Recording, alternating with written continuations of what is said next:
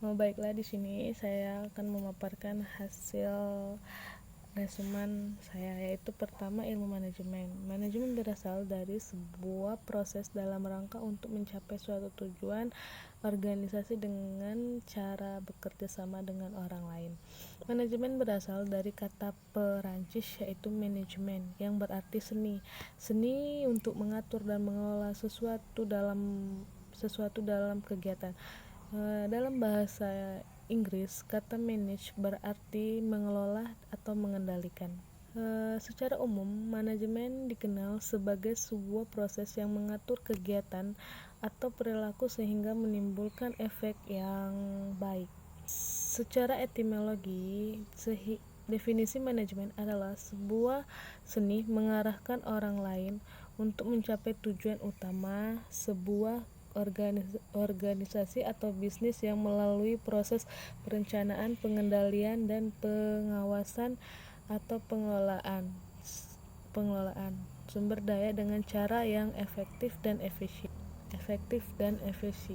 Menurut para ahli, George Terry mengatakan manajemen adalah merupakan ilmu sekaligus seni manajemen di dalam ilmu pengetahuan sehingga manajemen bisa dibuktikan secara kebenaran. Fungsi manajemen yaitu menurut teori yang umumnya ada 4. Yang pertama yaitu fungsi perencanaan. Perencanaan adalah sebuah proses mendefinisikan tujuan dari organisasi, menyusun strategi untuk mencapai tujuan yang ditetapkan, dan merancang aktivitas kerja organisasi tersebut. Yang kedua, fungsi pengorganisasian. Pengorganisasian adalah proses yang meliputi bagaimana strategi yang sudah dirumuskan pada satu tahap perencanaan ditambahkan dengan digambarkan pada sebuah struktur organisasi yang tangguh, sesuai dan lingkungan yang kondusif. Yang ketiga yaitu fungsi pengarahan.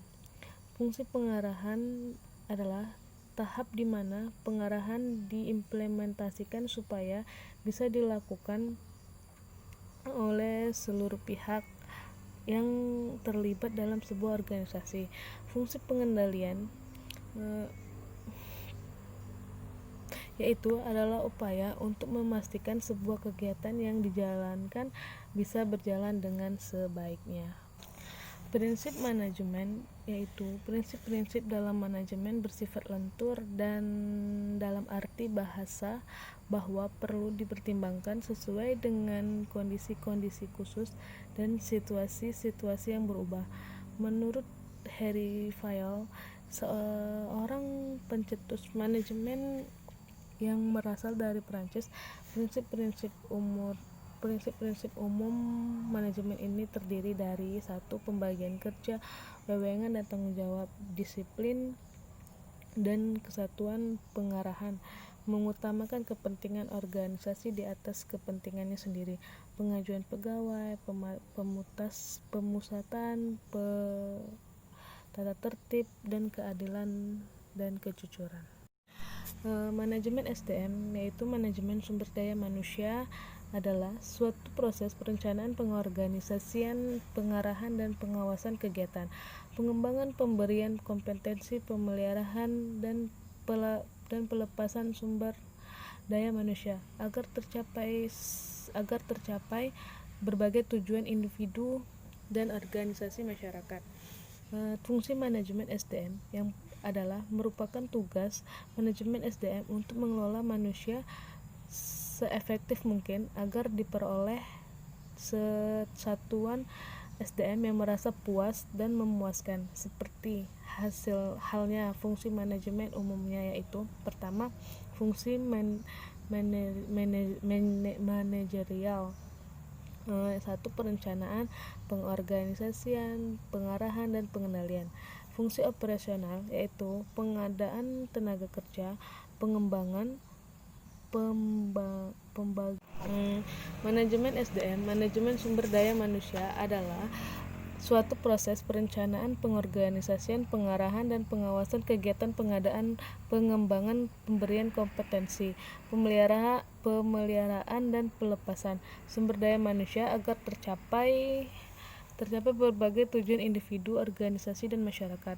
Manajemen sumber daya manusia diartikan sebagai pendaya guna sumber daya manusia di dalam organisasi yang dilakukan melalui fungsi-fungsi perencanaan sumber daya manusia, rekrutmen dan seleksi, pengembangan sumber daya manusia, perencanaan dan pengembangan karir.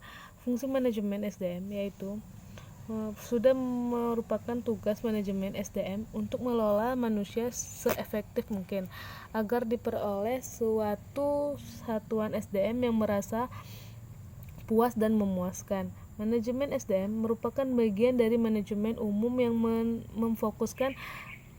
memfokuskan pada SDM. Adapun fungsi-fungsi manajemen SDM seperti halnya fungsi manajemen umumnya, yaitu pertama fungsi manajerial dan fungsi operasional. Fungsi manajerial yaitu perencanaan, pengorganisasian, pengarahan, dan pengendalian. Sedangkan fungsi operasional yaitu pengadaan tenaga kerja, pengembangan kompetensi, dan pengintegrasian pemeliharaan pemutusan hubungan kerja. Tujuan manajemen SDM yaitu secara tepat sangatlah sulit dirumuskan karena sifatnya bervarian dan bergantung pada pentahapan pengembangan yang terjadi pada masing-masing organisasi. Menurut manajemen dakwah, pengertian manajemen dakwah adalah manajemen dakwah ialah suatu proses dalam memanfaatkan sumber daya insani dan alam dan dilakukan untuk merealisasikan nilai-nilai ajaran Islam sebagai tujuan bersama.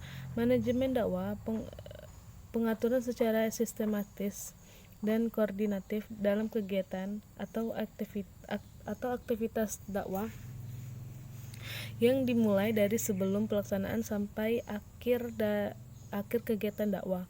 Maka dapat disimpulkan bahwa manajemen dakwah adalah yang dimiliki melalui proses perencanaan, pelaksanaan, dan pengendalian untuk mencapai tujuan dakwah yaitu amar ma'ruf nahi munkar. Manajemen dakwah, pengertian manajemen dakwah ialah suatu proses dalam memanfaatkan sumber daya insani dan alam dan dilakukan untuk merealisasikan nilai-nilai ajaran Islam sebagai tujuan bersama. Komponen manajemen dakwah yaitu dai pelaku dakwah. Dai sebagai orang yang melaksanakan dakwah baik melalui lisan, tulisan maupun perbuatan yang dilakukan baik secara individu, kelompok atau lewat lembaga organisasi. Yang kedua, mad'u ialah objek dakwah. Mad'u yaitu manusia yang menjadi sarana dakwah atau manusia penerima dakwah baik sebagai individu maupun sebagai kelompok, baik manusia penerima dakwah yang beragama Islam maupun tidak, atau dengan kata lain manusia secara keseluruhan. Yang ketiga, mad'ah yaitu materi dakwah. Materi dakwah adalah pesan-pesan dakwah atau suatu yang harus disampaikan subjek kepada objek dakwah, yaitu keseluruhan ajaran Islam yang ada di dalam kebutuhan maupun sunnah Rasul. Yang keempat yaitu wasilah. Wasilah adalah media dakwah. Media dakwah merupakan alat bantu yang digunakan untuk menyampaikan materi dakwah atau ajaran Islam kepada mad'u. Media dakwah ini menjadi 5 macam-macamnya, yaitu lisan, tulisan, lukisan, audio visual, dan akhlak. Yang kedua, Tori'ah metode dakwah. Metode dakwah dapat diartikan sebuah cara yang diperoleh dan untuk menyampaikan ajaran materi dakwahnya kepada mad'u. Yang kelima, atsar yaitu efek dakwah. Sebagai sebuah proses aktivitas dakwah pasti berupa aksi dan seaksi. Artinya setelah aktivitas dakwah dilakukan maka akan memunculkan respon dan efek dari mad'u. Langkah-langkah manajemen dakwah yaitu perencanaan dakwah, yang kedua pengorganisasian dakwah, ketiga penggerakan dakwah, yang keempat Pengendalian dan evaluasi. penggerakan dakwah dan pengendalian evaluasi dakwah.